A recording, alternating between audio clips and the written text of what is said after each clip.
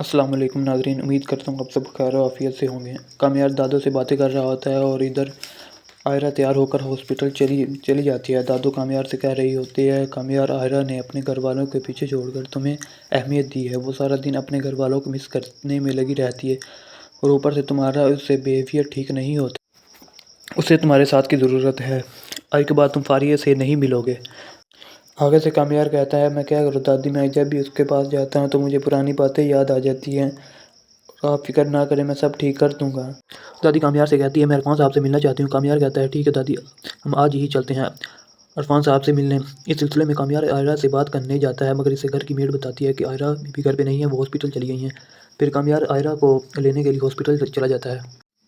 इधर आयरा जब अपनी दोस्त के पास जाती है तो इसकी दोस्त इसे देख कर कहती है, क्या हुआ आयरा, तुम परेशान लग रही हो और तुम्हारी कामयार के साथ कैसी गुजर रही है। आगे से आयरा कहती है, मुझे अफसोस है कि मैंने कामयार के साथ अच्छा नहीं किया और मैंने अपनी गलती को सुधारा भी है, मगर कामयार मुझे छोड़ना भी नहीं चाहता और मेरे करीब भी नहीं आता। आगे से इसकी दोस्त ने कहा, तुम फिक्र ना करो, कामयार इतना भी बुरा नहीं है, वो बहुत जल्द ठीक हो जाएगा।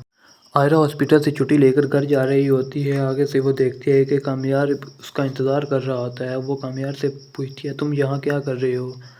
कामयार कहता है, जल्दी गाड़ी में बैठो, हमने कहीं काम जाना है। आयरा कहती है, पहले सच सच बताओ, हमने कहाँ जाना है, फिर मैं चलूँगी।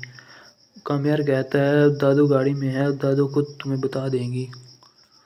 दादी आयरा को बताती कि हम तुम्हारे बाबा से मिलने जा रहे हैं और दादू कामयार से कहती है कि तुम इरफान साहब के सामने नहीं जाओगे, वो तुम्हें देखकर गुस्सा हो जाते हैं।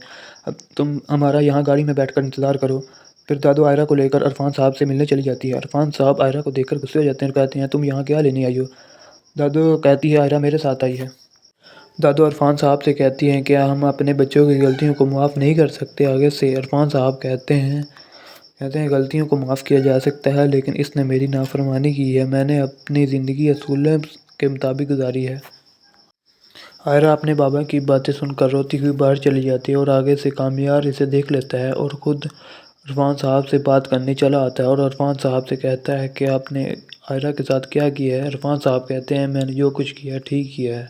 इरफान साहब कामयार से कहते हैं, अब तुम भी यहाँ से जा सकते हो। कामयार इरफान साहब से उलझने वाला होता है, बीच में दादी आ जाती है और दादी कहती हैं, चलो कामयार, अब हमारा यहाँ रुकना ठीक नहीं है।